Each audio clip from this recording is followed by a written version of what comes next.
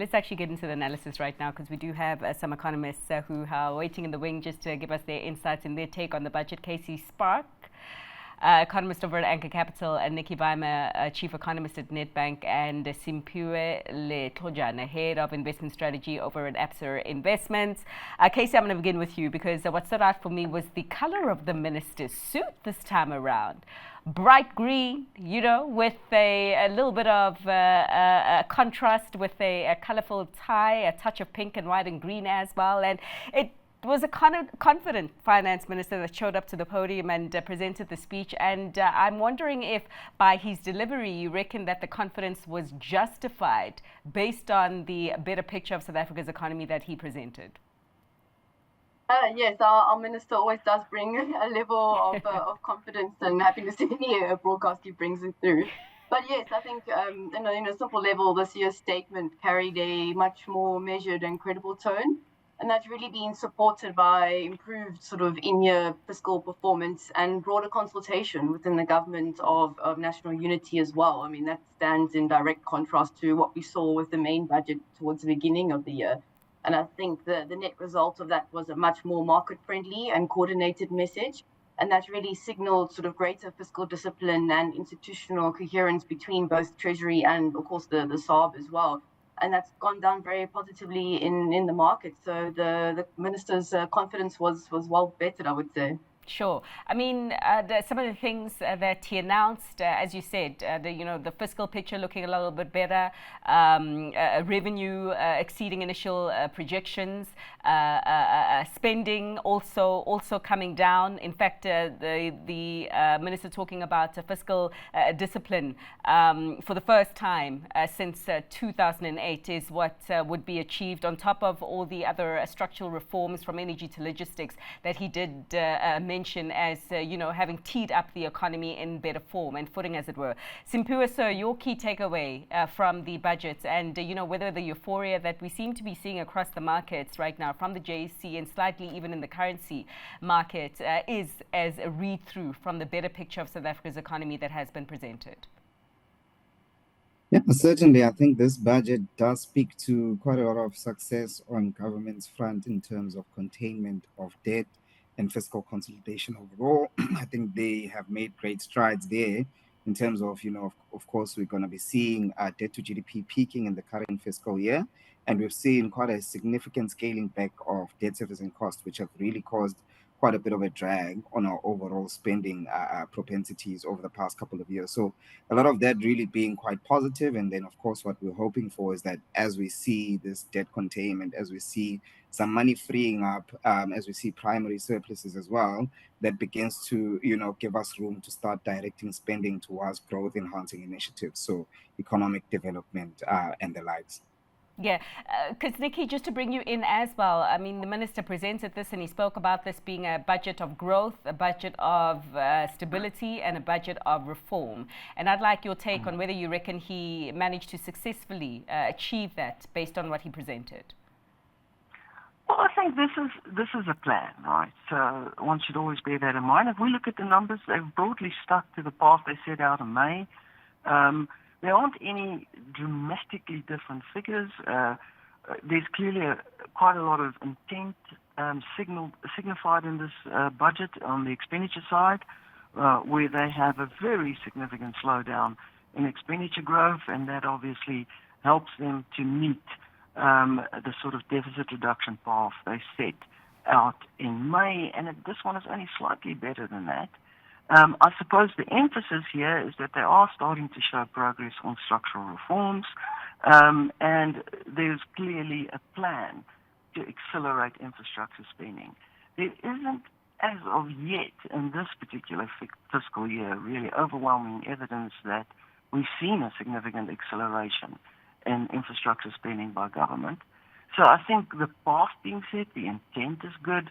Running that primary surplus is good, but clearly we now need to see some of that spending actually come through And you only lift the constraints once you've got the infrastructure in place.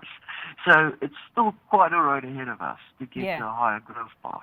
Yeah, and we'll touch on the infrastructure plan, so just the shift to direct the economy from, consumption-led to investment-driven. We'll also touch on the significance of the surplus as well. But Casey, from you, I just want to talk about what we had generally been expecting, just confirmation of the 3% target this time around. He did mention a tolerance of 1% in either direction, talking about the fact that this would help lower inflation expectations and then lower interest rates down the track, make it more easier for consumers to do their thing, boost business and the economy, and so net overall positive effect.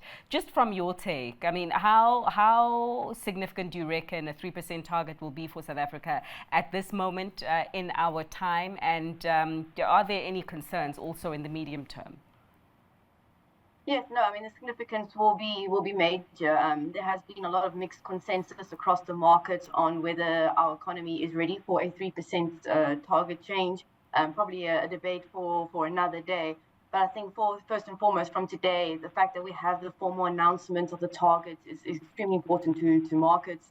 It shows an alignment of fiscal and monetary policy, which essentially is being reinforces what the SARB has been, hitting as a de facto target. And it just strengthens that sense of policy coordination and institutional credibility that's been missing this year. In terms of the success of where the target sort of follows from here on out, we'll need to see typically inflation expectations in an economy like South Africa remain particularly sticky. The Reserve Bank themselves have alluded to the fact that expectations have not been coming down to the levels they sort of hoped for back in May in sort of the last two statements they released. So time from here on out will show how successful we will be in a change in target. But over the long term, if we can get it right, it will work very well for our economy. Yeah, except some of the skeptics around the inflation target have argued, particularly those from Labour, that this could result in interest rates remaining higher for longer. At this point where some have argued that our interest rate is already too high for the economic environment. And I'm just wondering to what degree maybe what has been announced right now could potentially be a constraint on fiscal or even monetary policy. Simphiwe, just your thoughts here on what has been announced regarding the inflation target. Yeah, I think for us that does remain one of the key, I suppose, concerns in terms of, okay, so what is the transmission mechanism for us to actually get to that 3% level? Because I think right now we've benefited quite a lot from a lot of exogenous factors, particularly, global oil prices being fairly muted, the rand also, being fairly strong this year. But of course, inflation, especially our inflation, tends to be driven a lot by import inflation. And of course, there are concerns if we do see that ticking up a little bit, then interest rates may well remain a little bit higher for longer. But what they have highlighted, of course, is that if we do see inflation beginning to steadily sit at this current level of 3% and sustainably remain there, they are also committed to then bringing interest rates lower in the long term. But it just does mean that probably, that cutting cycle is probably going to be a much more shallower cutting cycle, especially if inflation remains a bit sticky.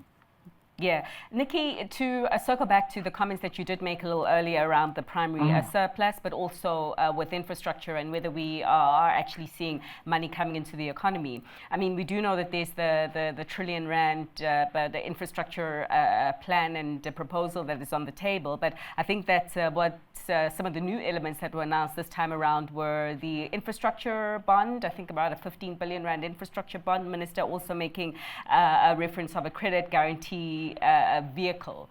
And I'm wondering to what degree you think that some of these new elements could potentially be a game changer in crowding in the kind of infrastructure investment that this economy desperately needs. Yeah, I think that from the financing side, I've always had the view that that's pretty easy to solve. So what you're talking about there is actually funding. I think the problem Okay, we seem to have lost Nicky for a while, but Casey, I don't know if you have the team is just currently dialing her back. As they do, Casey, I don't know if you want to pick up on the point on the infrastructure, the bond, the planned bond of 15 billion or so that it has been placed on the table, some of the credit guarantee vehicles. To what degree you think that, from a private sector point of view, this could be seen as credible and this could be a game changer for our capital raising abilities? I definitely think it's a step in the right direction. There's plenty of more work that can be done to really enhance sort of private sector participation. But I think this whole drive that we're seeing from Treasury's perspective is really basically very central to, I think, the entire fiscal strategy at the moment that's coming through. Cannot understate the importance of having this kind of funding coming through towards infrastructure spending. It's the key lever we need at the moment to just try and boost growth again. So these types of initiatives we definitely welcome. Sure. And growth, which has been penciled in at 1.2% this year, Minister making reference of the fact that it's double the rate that we achieved in 2024, and also forecasting an average growth rate of 1.8% through to 2028. Nicky, I believe that we've got you back. You want to pick up from where you left us off? Sorry about that. No, cool. It's all good.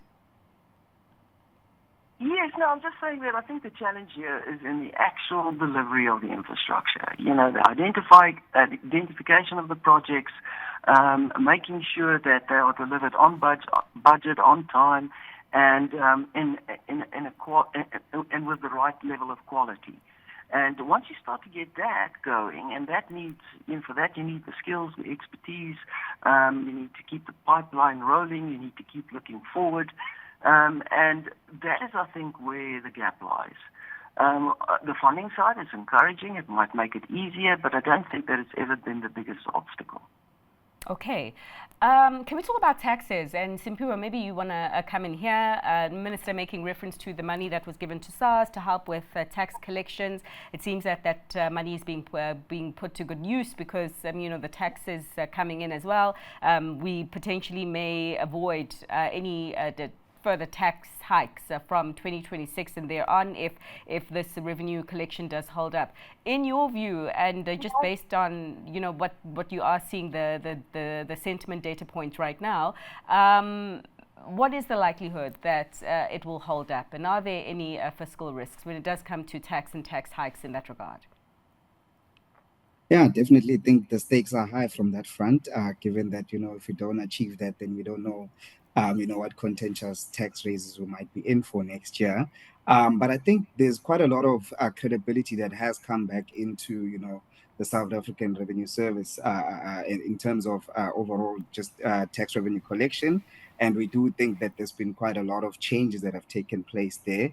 That will speak to better revenue collection, and of course that investment of 4 billion that is coming into the institution to help, with the right IT and the right infrastructure to help towards that particular target is also much welcome. So I do think that we stand to see a bit of positive surprises from that front. Yeah. Okay. Nicky, also on Friday, I believe we do have the latest ratings announcements from S&P, and some of the international institutions were saying that, if this budget delivered, we could be in for a potential upgrade from the ratings agency. And I just want your view on that, and whether you reckon what has been presented today really does mark a turning point from a very difficult period for South Africa's economy, or is more needed to convince you? I think it certainly marks a point of stability. I think that's the point. Yeah, they're sticking to the message they set out in May. They're sticking to the plan. They've, certainly made very significant progress on the structural reform side, and the emphasis of the budget, the diagnosis of the economy seems to be completely correct, and they are placing the focus in those areas that is really badly needed to lift us to a higher growth plane. So I think all of that will go down well with the rating agencies. The problem is that our overall debt metrics and our debt service cost is still quite high relative to the nations that we'd be compared against if we were to be upgraded. So they, on average, are at lower levels than we are for those particular notches. But I certainly think that if we can show further progress, maybe during the course of next year. Okay, I have heard proponents are talking about next year as well, and just again reflecting on some of the key themes from the budget: fiscal consolidation, lower inflation target coming out of the Standard Bank Group Head of South Africa Macro Research, Ms. Alnu Moomin, as you can see. Casey, what about you? Are you also in camp next year for a potential upgrade for South Africa's outlook? I think it is outlook, or even rating. I don't know if you are that ambitious about what the finance minister and even this government of national unity has been able to deliver, or do you reckon it could come as soon as Friday? Yeah, I think as soon as Friday might be a bit too optimistic on that side. As positive as we're feeling post this budget speech. I think we're still a way away from a full credit rating upgrade. Certainly a shift in the outlook towards positive, I think, is on the cards, but there will be a story more towards next year. We also need to be cognizant of the amount of risks that are also still present at the moment. Plenty of external risks, anything from global slowdown, volatile capital flows, geopolitical space remains as contested as ever. And I think key to be concerned of course, is the softening commodity prices that's been such a key boost to our revenue stream of the last couple of months. And then we have plenty of domestic risks as well that the rating agencies themselves are very cognizant of. We still have a lot of unanswered questions around the fragility of our SOEs. If you're thinking of high redemption schedules that sustain large borrowing costs, etc. And we also are entering into a local election phase next year that's promising to be quite contested as well. So these are all risk factors that are still looming around and in the background. Yeah, and obviously, I mean, to the point around some of the stuff that's happening globally, the minister making reference of it, and many have said the tariff story is far from over, even though it hasn't been as bad as initially expected, but that it's too soon to draw a line under the sand with that regard, just given the fact that in the US and China, the temporary deals are being done, not so much permanent ones that can give us that relief. Simphiwe, I'll give you the final word. So it's a consensus that Friday may be too soon to expect good news by way of a change in outlook from ratings agency S&P. Are you on board the consensus on this particular panel, or do you also side with some of the international institutions, I believe Goldman being one of them, who reckon that S&P could deliver some good news? It could be a happy Friday, as it were, for us. Look, I think it definitely would be much welcomed. At the very least, if we can at least get, a change in the outlook, that would be a bit of a positive one. I think there's been a lot of, good fiscal prudence, good fiscal management that has come from the National Treasury, and the message and the tone and the effort has all been directed towards fiscal consolidation. And I think they are achieving that. Of course, there are quite a lot of risks to that outlook, and a lot of what can play out will also be influenced just by what happens in the rest of the globe. But I do think that, signs are starting to turn a little bit towards the positive, and, that could, at the very least give us a bit of a change in just the outlook itself. But I think in terms of an overall shift, it will take a bit of time, because ultimately what we still really do need to make, the fiscus a self-sustaining initiative is we still need to see fairly good growth coming through, and our economic growth forecasts are still lingering fairly low. Okay, so it does sound like it's 2 against 1 there.